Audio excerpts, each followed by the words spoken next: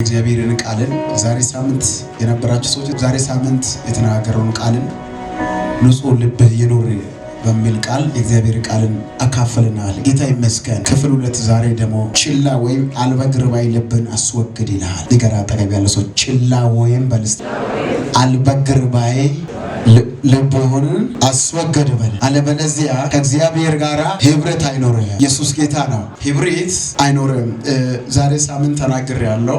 እግዚአብሔር የፈጠረው ፍጥረት በእኛ ላይ ያለው ብልቶች ሁሉ ውድ ናቸው፣ ውብ ናቸው። እነዚህ ብልቶች ጉዳት ሲደርስባቸው መኖር አንችልም፣ መንቀሳቀስ አንችልም፣ መስራት አንችልም። የታወቀ ነገር ነው። ግን በጣም አስፈላጊ ነገር እግዚአብሔር ከሰው ልጅ የሚፈልገው ዋነኛውና አስፈላጊ ልብ ነው። ልብ ከቆሸሸ ሰው ከእግዚአብሔር ማግኘት አይችልም። እግዚአብሔር የቆሸው ልብህን መልስ ይላል፣ ታስተካክል ይላል እንጂ ለዛ ልብ የሚፈለገው ነገር ሊሰጥ አይችልም። ስለዚህ ዛሬ ምናልባት እግዚአብሔር ሲመክር፣ እግዚአብሔር ሲናገር፣ እግዚአብሔር ሲገጽህ፣ እግዚአብሔር ወዳለው ስል እግዚአብሔር ሲዞታ ሊሰጥ ሲፈልግ ችላ የሚል እምቢ በይ ትዕቢትን የሞላ ልብ ምናልባት ካለን ማስወገድ እንዳለበት እግዚአብሔር ያስተማረን ያለው ኢየሱስ ጌታ ነው። እኔ ጋር ናችሁ ወይ? እንግዲህ አንድ ሰው አጠገብ ያለው ሰው ይኸውና ወይ ጠቆር ወይ ጸይም ወይ ቀይ መሆኑ የምታውቀው በእይታ ነው፣ በሰው እይታ ነው። ከኔ ጋር ናችሁ? በሰው እይታ ነው። ጠቆር ነጭ የለበሰው ልብስህን ምን አይነት ልብስ ለበሰ ብለህ የምታውቀው በምንድነው? በስጋ እይታ በሰው እይታ ታውቀዋለህ። እግዚአብሔር ግን ይሄንን አይደለም የሚያውቀው። እግዚአብሔር የልብ እይታ ነው የሚያውቀው። ኢየሱስ ጌታ ነው። ሰው ክፉ ነች፣ እሷ እኮ ምንም አትራብም አትጠቀምም፣ እሷ እኮ የትም ሁሉም ቦታ መኩራት ተዘግቶባታልና አይነጋላት አልፍላትም ብሎ የናቁት እሷ ደግሞ የኔ ነች ይላል እግዚአብሔር። የኔ ነች የማንም አይደለችም። ሰው ብጥልሽ አለውልሽ በጎንሽ ይልሃል። እንደሱ አይደለም። ሰው አፍንጫ ይዞ ብሎ ስለሚሸት ለመስማትም ለማየትም ስለሚከብ አፍንጫ ይዞ ሲዞር ወይ ጆሮ ሲጨፈን ማየትን መስማት አልፈልግም ብል ሲያለው እሱ ደግሞ ኖ እሱ የኔ ነው ይላል። ሃሌሉያ። ይህ ሩሩ አምላክ ዛሬ ከእናንተ ጋር ይገናኛል። እና የእግዚአብሔር እይታ የሰው እይታ አይደለም። የእግዚአብሔር መገናኛ መንገድ ከድልድይ ወደ ድልድይ እንደምንሻገር ከቦታ ወደ ቦታ ከዚያው ወደ ውጭ ለመሄድ መንገዱን ተከታታይ ማውጣት እንደሚያስፈልግ እግዚአብሔር ከሰው ጋር የሚገናኝበት መንገድ ልብ ነው። ከኔ ጋር ናቸው አይደል? ይህ ልብ ግን ንጹህ ካልሆነ ለእግዚአብሔር ማይታዝ ልብ ከሆነ ለእግዚአብሔር እሺ ማይል ልብ ከሆነ ከእግዚአብሔር አንዳች ነገር ማግኘት አንችልም። ይሄ እውነት የተረጋገጠ እውነት ነው። የተረጋገጠ እውነት ነው። መጽሐፍ ቅዱስ ሲናገር መልካምነታቸው ለሰው ሁሉ ይታወቅ ይላል። እንዲሁም ደግሞ ገርነታቸው ፊልጵስዩስ ምዕራፍ 4 አይተን 4 ታች ወረዳጅ ስትሉ ገርነታቸው ለሰው ሁሉ ይታወቅ ይላል። ስለዚህ ለአንዱ መልካም ሆነ አንዱ ክፉ መሆን አንችልም። ሰው አሁን በዚህ ሰዓት የሚያሳየው ባህር እኔ ሰው መልካም ሰራው ክፉ ሰራ ምን ይጠቅማል? ለእግዚአብሔር ብቻ ልቤን ያውቃል ነው የሚለው። ይህ ንግግር ዋጋ የለም። ለምንድነው ዋጋ የሌለው? መጽሐፍ ቅዱስ ሲናገር በሰው ፊት የሚመሰክር በአብ ፊት እመሰክራለሁ ይላል። በሰው ፊት የሚመሰክረኝ በሰው ፊት የሚታደርገው መልካም ነገር በአብ ዘንድ እመሰክራለሁ፣ በሰማይ እመሰክራለሁ ይላል። ሌላ ቦታ ደግሞ በደንብ ልብ አድርጋችሁ እንዲሰሙ ፈልጋለሁ። ሌላ ቦታ ምንድነው? ተርቤ መቼ አበላችሁ፣ ታርዤ መቼ አለበሳችሁ፣ ተጠምቼ መቼ አጠጣችሁ፣ ታስሬ መቼ ጠይቃችሁ የሚለው የሚታሰረው ክርስቶስ ነው ወይ? የሚራበው ክርስቶስ ነው ወይ? የሚጠማው ክርስቶስ ነው አይደለም። ማን ነው? እኔና እናንተ ናቸው፣ የኔ ብጤዎች። እኛ መቆም ስንችል መቆም ያልቻሉት፣ እኛ በእግዚአብሔር ጸጋ ገብቶልን በቤቱ ዛሬ ተዘጋጅተን ከእግዚአብሔር መቀበል እንደመጣ መቀበል ያልቻሉት ለነዛ ሰዎች ስላልደረሰ ነው ጌታ የሚናገረው። ያ ምን ማለት ነው? የልብ አካሄድ ነው። አሁን ብዙ ሰዎች ለደዎች ለመስጠት እንፈልጋለን፣ ግን አቅም ያጠናል፣ ገንዘብ ያጠናል። ብዙ ነገሮች ለእግዚአብሔር ቤት ለምስኪን መስጠት እንፈልጋለን፣ አቅም ያጠናል። ይህ እግዚአብሔር ደግሞ ያያል። አንድ ቀን ደግሞ ብርሃን ሲያበራ እናደርጋለን። ኢየሱስ ጌታ ነው። ስለዚህ እግዚአብሔር ወደኛ የሚመጣበት መንገድ ምንድነው? ልብ ነው ብለው ልብ ነው። ልብ ከቆሸሸ ወይ ልብ ትክክለኛ መንገድ ዞር ካለ ከእግዚአብሔር ምንም አናገኝም። ወንድሞች አምልኳችን ዝም ብሎ ነው የሚሆነው። የሃይማኖት ስርዓት ነው የሚሆነው። የምንሰጠው ሳንቲም ምንም አይሰጠንም፣ ምንም ለውጥ አያመጣም፣ አይበቅል ነው። እግዚአብሔር ልብን ይፈልጋል። አጠገብ ያለው እግዚአብሔር ልብሽ ይፈልጋል በለ። ልብሽ በለስቲ መንገድ ላይ አድርጊ። እግዚአብሔር ወደ አንቺ ይመጣል። ዛሬ በተበላሸው ጉዳይ እግዚአብሔር አንቺን ልብሽን መንገድ ላይ ባደረገው ጉዳይ ላይ እግዚአብሔር ይመጣል በል። ሃሌሉያ።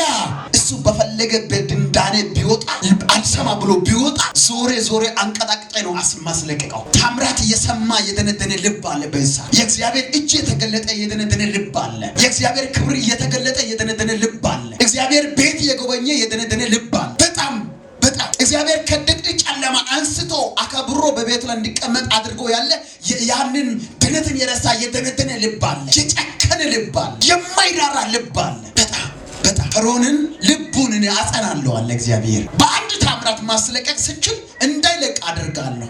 አንቀጣቅጬ ግብጽ ላይ ያለው ታላቅም በኩሩም በጉንችር ጥሩት ብዙ ነገርን ጠርቶ በውሃ ወደ ደም በመቀየር በተለያየ ታምራትን ከግብጽ ምድር እናንተ እስከሚወጡ ድረስ የፈርዖንን ልብን አደነድናለሁ አለ።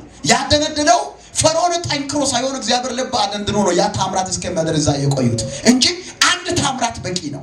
አሁን መገነዘብ አለብን። ወደኛ ስንመጣ ታምራት የሰማ ልብ የደነደነ ብዙ ክርስቲያን አለ። የእግዚአብሔር እጅ ያየ እውነተኛ የእግዚአብሔር ክብር በሌላ አይደለም፣ በራሱ ሲገለጥ ራሱን ሲነካ ቤቱ ሲያድስ ስላንተ እንዴት አልፋለሁ የተባለው ሲያሳልፍ እንዴት እራመዳለሁ የተባለው እግዚአብሔር ሲያራምድ እንዴት ይፈወሳል ያለው እግዚአብሔር ሲፈውስ ያ ታምራትን እርሶ ልብ አደንድሮ ዛሬም ይፈታተናል።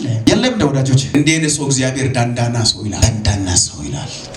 ስለዚህ ልባቸው አይደነደ አጠገባቸው ሰው ልብ አይደነደነ ባለ ልብህ በለስተ ለእግዚአብሔር ለስለስ ይበል።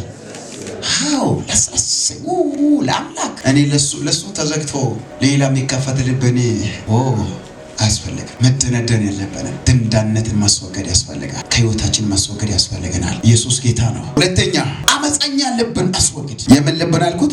አመፀኛ ልብን አስወግድ። አመፀኛ ልብ አመፅን የሚያስወግድ ከጽድቅ የሚያስወጣ ከእውነትን የሚያስወጣ። አሁን ብዙ ክርስቲያኖች ሁሉ የሚገርመኝ ነገር ይሄ ነው።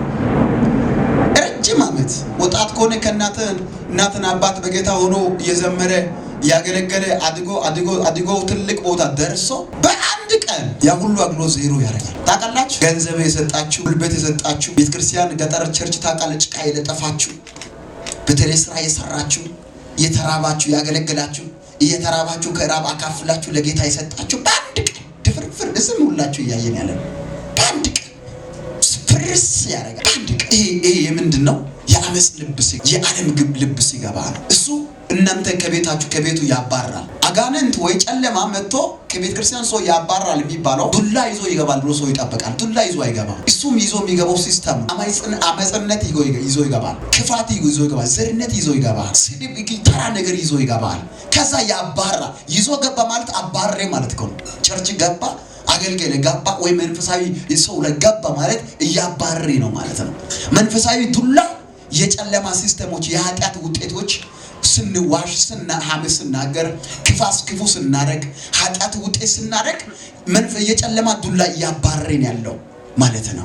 ያ ሁሉ ለፍተን 50 ዓመት 30 ዓመት ያገለገሉ ሰዎች መነጽር እዚህ ጋር አድርጎ ዘመኑ ያመጣው ሶሻል ሚዲያ ደፍ ነውና ትልቅ ሰው የተባለው ትልቅ ዓመት ዋጋ የከፈለው ወንጌልን እንደዚህ አድርጌያለሁ። አሪፍ ነው አድርጌያለሁ ሳይሆን ፍጻሜ ነው የሚታየው። ከኔ ጋር ናቸው። አጠገብ ያለ ሰው አድርጌያለሁ ሳይሆን በለስ ፍጻሜ ነው የሚታየው በለ።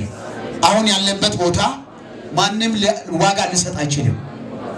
ማንም ሊሰጥ አይችልም። ደሞዝ ሊሰጥ አይችልም። ማንም ይሄ ነው ብሎ ለአንተ እጅ ሊያጨባጨብ አይችልም። እሺ አንድ ማን ነው እስቲ ትልቅ የተባለው ጥሩትና እከለ ያገለገለ ነው ዋው ልጄ በርታ ይላል በየቀን እግዚአብሔር። በቃ አንዴ ትእዛዝ ሰጥቷል፣ እስከ ፍጻሜ ጠብቅ። አንዴ ተናግሯል፣ እስከ ፍጻሜ ጠብቅ። ኃላፊነት ሰጠ፣ እስከ ፍጻሜ ጠብቅ እንጂ መሀል ላይ መወጃወጅ ክርስቲያኖች እጅግ በጣም የተከበረ ይዝብ ነው። በእውነት ይህ ድል ለማንም የማይሰጥ ድል ተሰጥቶናል። ዛሬ በቤተ ክርስቲያን መቀመጣችን ዛሬ በፊቱ እንደዚህ ለብሰን ምንም ተው እንደው ሌላ ነገር ተው ኮራብሬ መቀመጣችን ቀላል ይመስላል። እጅግ የከበረ ነው። እቺ ክርስቲያንቷን ክርስቲያንን አጠብቀ ክርስትና ካልጠበቅ ህይወታችን ላይ አጠብቃችሁ ወዳጆች መስራት አለባችሁ። ትንቢተ ኤርምያስ ምዕራፍ 5:23 ላይ ያለው ቃልን አነበብላችኋለሁ። ኢየሱስ ለዘላለም ጌታ ነው። ከኔ ጋር ናችሁ አይደል? በበደላችሁ ምንድነው ያልኩት? የምን አመፀኛ ልብ ምን አድርጋልኩት? አስወገድ። አመፀኛ ልብ ቁጥጥርና ስልጣን ጥላሸትን የሚቀባ ማለት የሚቀበል በእምቢተኛ የሚቆም ልብ ነው። በእምቢታዋ የሚቆም እምቢ ችላ አላደርግም፣ አልቀበልም፣ ማድረግ አልችልም ብትለው ነገር አልቀበልም። ቅድስ ትክክለኛ ስናገር ሁሉም ነገር ችላ የሚል አልታዘዝም፣ አልሰማም፣ ማድረግ አልችልም የሆነ በቃ አለ። ይገባችኋል ብዬ ነው ማሰብ። ይህ አመፀኝነት ልብ ነው። መታዘዝ አይፈልግም፣ መገዛት አይፈልግም። ሁሉ ጊዜ ትክክል ነኝ ራሴ ይላል፣ ትክክል ነኝ ይላል። ሁሉ ጊዜ በቃ አስተያየት ትችት ያበዛል። እውነትን ይሰማል፣ ወደ እውነት መመለስ አይችልም። ሁለተኛ ጢሞቴዎስ ምዕራፍ 3 ላይ እንደሚናገር ስለ እውነትን ይሰማሉ ግን ወደ እውነት መድረስ ማይችሉ ተብሎ እንደጻፈ። ስለዚህ አምልኮ መልክ አላቸው፣ ወደ ግን ሌላ ባህር ያላቸው ሰዎች ተምሮ የማይማሩ ተቀብሎ እንደተቀበለ የማይሆኑ ሰዎች አሉ። አመፀኝነት ይዞ ስራቸው ነው። ለምንድነው አመፀኝነት ባህር ይዞ እንደሚንቀዠቀዡ ታውቃላችሁ? ስራቸው ውሸት ስለሆነ ያ ውሸት ስላልተሳካላቸው ነው። ስራቸው ክፋት ስለሆነ ያ ክፋት ስላልተሳካ ይቀዠቀዣሉ። አንድ ቦታ አይቀመጡ፣ ለመበጠበጥ ይፈልጋሉ። መልካም የሆነ ኮይር ገብቶ ኮይር ውስጥ ሊበጠበጡ ይፈልጋሉ። መልካም የሆነ ጸሎት ግሩፍ ገብቶ ያ ሊበጠበጡ ይፈልጋሉ። ተፈዋክሮ ይመጣሉ። ይህ አመፀኝነትን ነው። እውነትን እየሰሙ ማስተካከል ማይችሉት ናቸው። ሰፈር ላይ አንዱ ጋር ይበጠብጣሉ፣ ስራ ቦታ ይበጠብጣሉ፣ ሰላምን ያሳጣሉ አሉ። አረ ነፍ ነው አሁን ራሱ እንደ አይነት ሰዎች እውነተኛ ይመስላሉ፣ ቅድስና ያሉ ይመስላሉ፣ ግን የወደቁት ሰዎች አሉ። ሐሰተኛ አገልጋይ አለ፣ ነብይ አለ፣ የሚነሳል ተብሎ እንደተጻፈ ሐሰተኛ ሚመናን እንዳለ እንዳትረሱ። ሁሌ እንደተናገርኩ እንዳለ መነሳት መረሳት የለባችሁ።